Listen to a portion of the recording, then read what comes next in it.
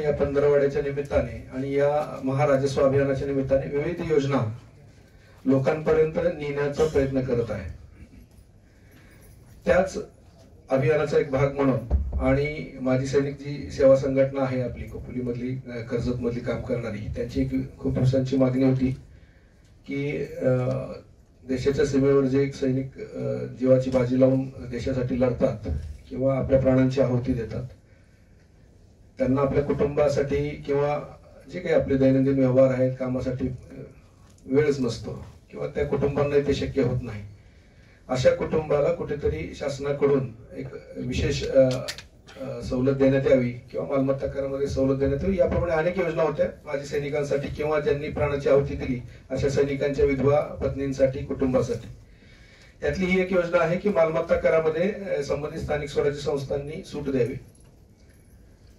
त्या अनुषंगाने पत्रव्यवहार तहसीलदार कार्यालयाने वारंवार केलेला होता आणि निश्चितच खोपोली नगरपालिका डॉक्टर पंकज पाटील यांनी पण चांगला प्रतिसाद दिला आणि आज या 43 माजी सैनिक आणि वीरचक्र प्राप्त असतील किंवा पुरस्कार प्राप्त असतील किंवा त्यांच्या विधवा पत्नी असतील यांना आपण त्यांची एक मालमत्ता कुठली तरी मालमत्ता करातून त्यामध्ये सूट देण्याच्या अनुषंगाने कार्यवाही प्रस्तावित होती, ती आज त्यांनी पूर्ण केली आणि एका मालमत्तेला मालमत्ता करामधून सूट देण्यात आली। आज